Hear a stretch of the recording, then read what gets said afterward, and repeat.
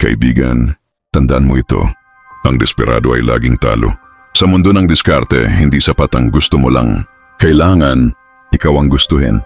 Marami kasing lalaki ngayon ang akala nila kapag masyado silang mabait, masyado silang available, or lagi silang nag-a-adjust, makukuha na nila ang isang babae.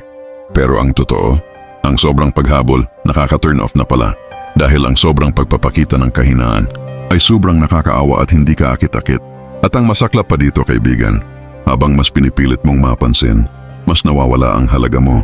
Kaya sa videong ito, ilalantad ko sa iyo ang 10 desperado moves na unti-unting sumisira sa imahe mo bilang lalaki. Mga galaw na akala mo ay diskarte, pero sa mata ng babae, isa kang laruan na walang respeto sa sarili kung seryoso kang magbago. Kung gusto mong itigil ang pagiging nice guy na laging nauuto, makinig kang mabuti. Dahil pagkatapos ng videong ito, baka hindi ka na tumingin sa sarili mo sa salamin ng pareho ulit. Ito ang dark psychology ng pagmamahal. At ito ang 10 desperado moves na hindi mo dapat ginagawa. Makinig ka, kaibigan. On. Yung laging nagme-message kahit hindi naman nare-replyan. Ito ang unang sign ng desperado. Kung hindi ka nare-replyan, huwag ka nang makulit. Ang babae, kapag gusto ka, kahit busy, gagawa yan ng paraan. Pero kung hindi siya nagre-reply at ikaw naman, parang automated chatbot sa dami ng message.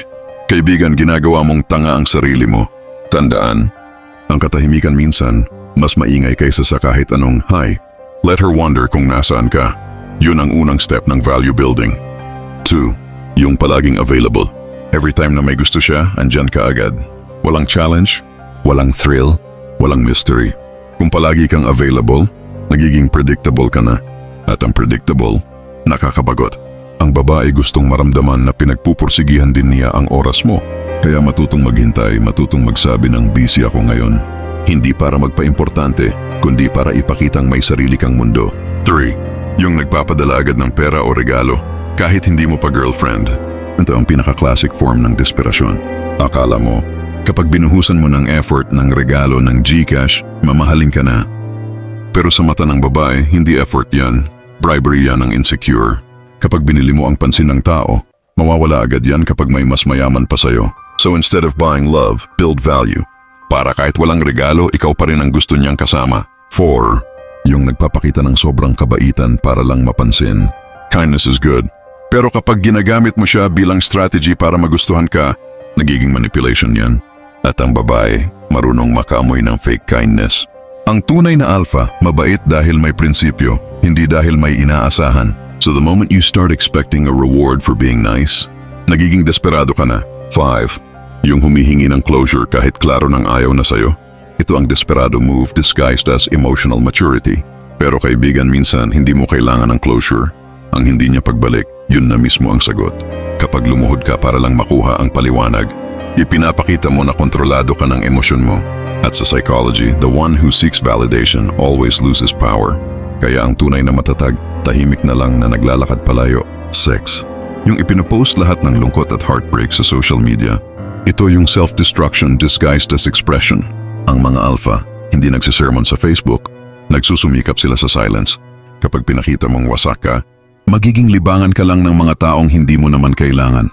Remember this line, never bleed in front of wolves. Dahil sa social media, karamihan ay gutom na makakita ng mahina. 7. Yung pinipilit mong baguhin ang sarili mo para magustuhan ka. Ito ang pinakamalupit na form ng self-betrayal. Kapag binago mo ang sarili mo para lang mag-fit sa gusto ng babae, ibig sabihin hindi mo alam kung sino ka. At walang babae ang maa-attract sa lalaking walang identity. So stop pretending. The moment you accept your flaws and turn them into strength, dun ka nagiging magnetic. 8. Yung palaging nagpapaliwanag, bawat galaw mo may justification. Bawat kilos mo parang laging may takot na baka ma-misinterpret. Pero tandaan mo ito, the more you explain, the more you look guilty. Kapag may tiwala ka sa sarili mo, hindi mo kailangang magpaliwanag sa lahat. Let your silence be the wall, and let her curiosity hit that wall. 9. Yung hindi marunong maghintay. Desperado ka kapag gusto mong makuha lahat agad. Atensyon, affection, validation. Pero sa larong ito, timing is power. Kung marunong kang maghintay, ikaw ang may kontrol. Ang mga lalaking marunong magpigil, sila ang pinakamapanganib. Kasi hindi sila pinapatakbo ng emosyon, sila ang nagdidikta ng momentum. 10. Yung takot mawalan. Ito ang ugat ng lahat ng desperasyon. Ang takot na mawalan, ginagawang alipin ng isang lalaki. Pero tandaan mo ito, kaibigan. Kapag natutunan mong maging payapa sa pagkawala, wala nang pwedeng gamitin laban sa'yo. Wala ka nang kinatatakutan. At sa mundong puno ng manipulator at fake emotions, ang taong marunong mag-let go, siya ang tunay na malaya. Kaya kaibigan, bago ka pa ulit maghabol, mag-message o magpakababa, tanungin mo muna ang sarili mo, ginagawa ko ba ito dahil may halaga ako o dahil desperado akong mapansin? Dahil tandaan mo, ang lalaking hindi marunong maghintay, laging nagiging tagasunod. Pero ang marunong magpigil, siya ang sinusundan. Ngayon kaibigan, kung nagustuhan mo ang videong ito, maaari kang mag-comment, mag-like, share at mag-subscribe. Hanggang sa muli. Salamat.